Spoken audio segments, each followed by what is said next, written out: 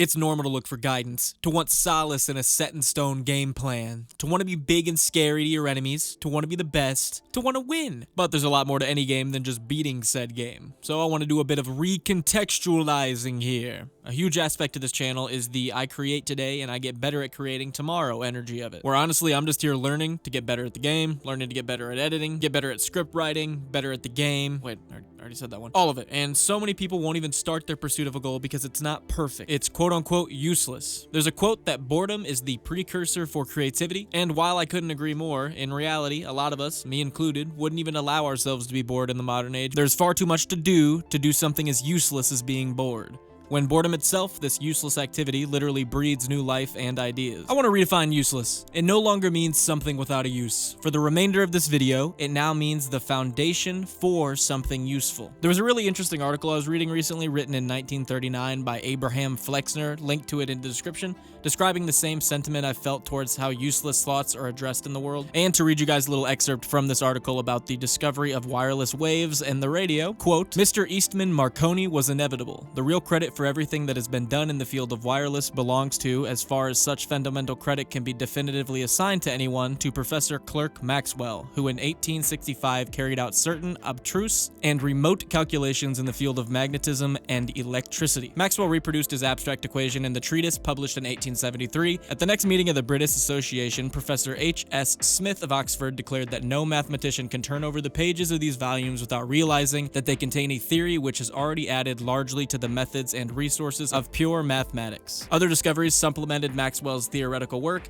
during the next 15 years. Finally, in 1887 and 1888, the scientific problem still remaining, the detection and demonstration of the electromagnetic waves which are the carriers of wireless signals, was solved by Heinrich Hertz, a worker in Helmholtz laboratory in Berlin. Neither Maxwell nor Hertz had any concern about the utility of their work. No such thought ever entered their minds. They had no practical objective.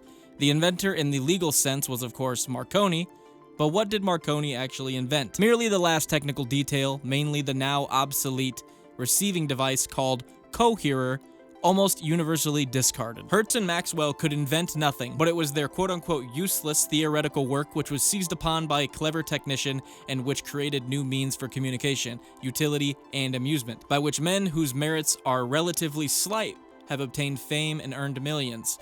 It's pretty relevant today. Who were the useful men? Not Marconi, but Clerk Maxwell and Heinrich Hertz. Hertz and Maxwell were geniuses without thought of use. Marconi was a clever inventor with no thought but use. So to sum this up, Clerk Maxwell really wanted to prove that magnetic waves and in turn wireless waves were indeed real and could be measured, not considering the application of it, but instead tapping into the raw curiosity of science to attempt to prove something new, taking countless notes and conducting countless studies on the subject. Over 10 years later, Heinrich Hertz continued the studies using the statistics Maxwell had written to then prove without a doubt that wireless waves were indeed real and could be manipulated and measured. After that, the two scientists were like, awesome, cool, let's go find some other sciencey shit to do. This was fun. While Marconi's just over in the corner like, guys, we can probably apply this to do some really cool stuff with the world. But there's more to this, leading to the radio and all modern-day uses of wireless connection. Initially thought to be a useless endeavor with no foreseeable application, is now one of the main building blocks of society as a whole. So yeah, not too useless. So how does this apply to magic?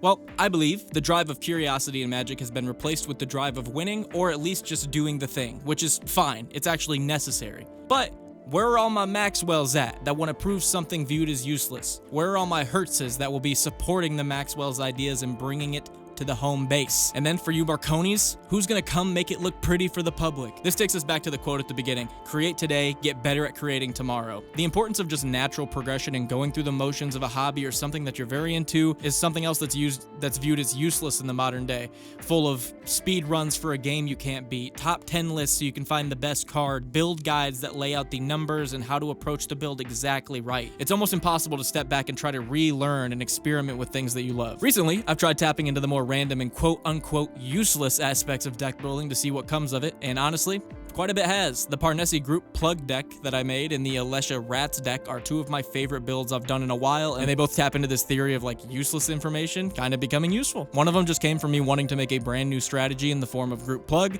Imagine if group slug and group hug kissed. That's Parnassi. And it's called group plug because you're giving people stuff that seems really appealing, but it might end up killing him. And the other one came from me spinning a random theme wheel and getting Alesha Legendary Rats, which turned out to be one of my favorite builds. What we get? Please not Voltron or, mainly Voltron. That's about the only one I don't want. Oh, discard? Okay, And the response to those videos was really good, and I don't think that's because creating a new strategy or mixing themes that don't go together is viewed as useless. I think it's because you all intrinsically saw the value in something like that. And we as Magic players crave creativity and need to start acting on these useless thoughts and create some more awesome new creations. So this is just a call to action, I guess. To reignite the spark, build that life gain group slug deck, try to come up with a new strategy, turn that commander meant for tokens into a Stormcrow clone deck, sure. Build something new, it might just be useless. Huge shout out to our patrons that you can now see on the screen. If you want to become one of these patrons, it starts as low as $1 and it helps out the channel a ton, helps me get out more high quality content to you guys. So if you would consider that, that'd be amazing.